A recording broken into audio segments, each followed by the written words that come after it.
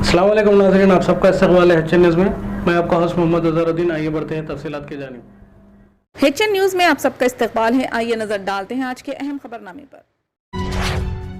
2 साल के बाद गवर्नर तमिलसाई सौंदर्य राजन तेलंगाना असेंबली में कदम रखा। पिछले साल टेक्निकी वजूहात की बिना पर असेंबली का बजट इजलास गवर्नर के खुतबे के बगैर मुनक़िद हुआ था। ज़राए के मुताबिक इस साल भी हुकूमत गवर्नर की तकरीर के बगैर असेंबली इजलास मुनक़िद करना चाहती थी, लेकिन हुकूमत ने मुसालिहत का रास्ता इख्तियार करते हुए गवर्नर की तकरीर के साथ असेंबली का बजट इजलास मुनक़िद किया।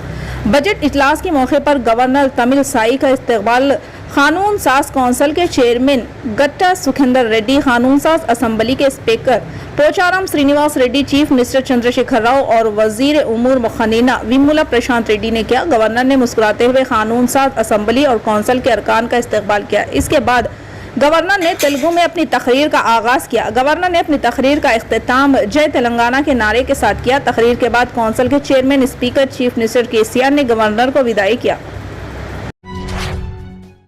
नारायणपेट मुस्तकिल महल्ले बाबरपेट बज़्द मक्का मस्जिद का साकिन मोहम्मद दानिश वल्द मोहम्मद मोइस फरवरी 2014 से लापता था। इस सिलसिले में नारायणपेट PS में एक शिकायत भी दर्ज करवाई गई थी। इत्तेफाकन चंद रोज कबल मुतवफ़ी लड़का जो कल्याण महाराष्ट्र में एक घर में क़याम पजीर था, आधार कार्ड बनाने के लिए उंगलियों के निशानात कंप्यूटर में मैच होने पर असली घर का पता लगा। ताहम कल्याण महाराष्ट्र चाइल्ड वेलफेयर के जिम्मेदारान ने नारायणपेट चाइल्ड वेलफेयर के जिम्मेदारान से राब्ता कायम किया। इस सिलसिले में मजलिस के साबिक रुकन बल्दिया मोहम्मद तकी चांद पीर ने दानिश के अफराद खानदान के हमरा कल्याण पहुंचकर मुकामी चाइल्ड वेलफेयर ऑफिसर से राब्ता करते हुए रहनुमाई की और दानिश के हमरा नारायणपेट पहुंचे। नारायणपेट चाइल्ड वेलफेयर ऑफिसर ने मोहम्मद तकी चांद पीर के हमरा दानिश को 9 साल बाद उनके वालिदैन के हवाले किया। दानिश की उम्र 19 साल बताई गई है, जो 2014 से लापता था। इस मौके पर मोहम्मद दानिश के वालिदैन ने मसरत का इजहार किया। आसाम पुलिस ने कम उम्र लड़कियों से शादी करने वालों के खिलाफ एक बड़ी मुहिम चलाते हुए जुमे को 2044 अफराद को गिरफ्तार कर लिया। गिरफ्तार मुलजिमीन में ऐसी शादियां करने वाले पंडित और काजी भी शामिल है। पुलिस ज़राए ने यह मालूमात फराहम की। इन्होंने बताया कि ऐसी कम उम्री की शादी को गैर कानूनी करार दिया जाएगा। पुलिस का कहना है कि इनके पास 8000 मुलजिमीन की फहरिस्त है जिन्होंने 18 साल से कम उम्र की लड़कियों से शादी की है। इनके खिलाफ कार्रवाई की जा रही है। पुलिस की इस कार्रवाई के खिलाफ मुख्तलिफ अजला में खवातीन ने भी इस इक़दाम के खिलाफ जबरदस्त एहतजाज किया और कहा कि उन्हें रोजी रोटी के मसाइल का सामना करना पड़ेगा। आसाम के चीफ मिनिस्टर हेमंत बसवा शर्मा ने यहाँ एक तकरीब के मौके पर नामनिगारों को बताया कि यह मुहिम जुमे की सुबह से रियासत भर में शुरू की गई थी और अगले 3 से 4 दिनों तक जारी रहेगी। रियासती काबीना ने 23 जनवरी को फैसला किया था कि कम उम्री की शादी के कसूरवारों को गिरफ्तार किया जाएगा और बड़े पैमाने पर बेदारी मुहिम भी चलाई जाएगी। इस ऐलान के बाद 15 दिन से भी कम अरसे में पुलिस ने बच्चों की शादी के 4004 मुकदमात दर्ज किए। पुलिस के डायरेक्टर जनरल GP सिंह ने कहा कि हमारे पास 8000 मुलजिमीन की फहरिस्त है और अब तक हमने सिर्फ 2044 लोगों को गिरफ्तार किया है। कम उम्री की शादी के खिलाफ मुहिम अगले 3 से 4 दिनों तक जारी रहेगी।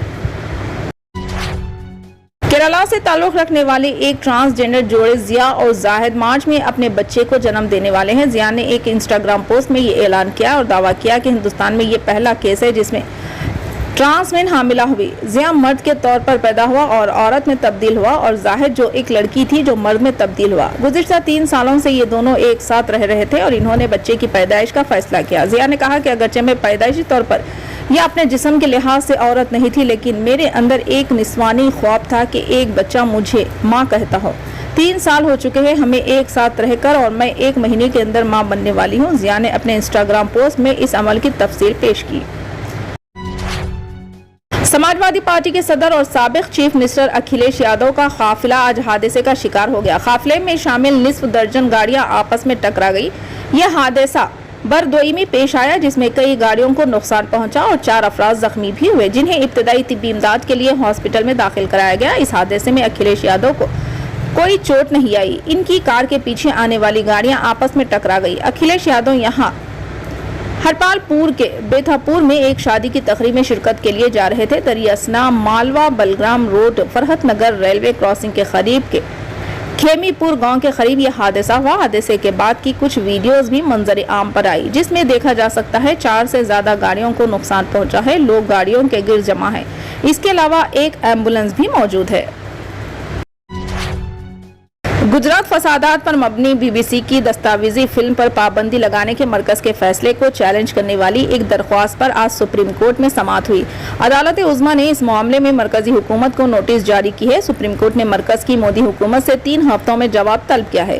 दरख्वास्त में कहा गया है कि गुजरात फसादात पर मबनी बीबीसी की दस्तावेजी फिल्म अवाम को देखने के लिए जारी की गई, ताहम IT एक्ट 2021 के रोल 16 के तहत सच्चाई के खौफ पर पाबंदी लगा दी गई है। सुप्रीम कोर्ट ने इस मामले की समाअत अप्रैल तक के लिए मुलतवी कर दी है। वाज़ेह है कि इस दस्तावेजी फिल्म को हुकूमत ने जानिबदाराना प्रोपेगेंडा करार देते हुए मुस्तरद कर दिया था। फिलहाल के लिए इस खबरनामे में बस इतना ही। देखने के लिए आपका बहुत बहुत शुक्रिया। अगर आप नए हैं इस चैनल पर तो सब्सक्राइब जरूर कर लें और बेल आइकन को दबा लें ताकि हमारी हर खबर आप तक पहले मिले।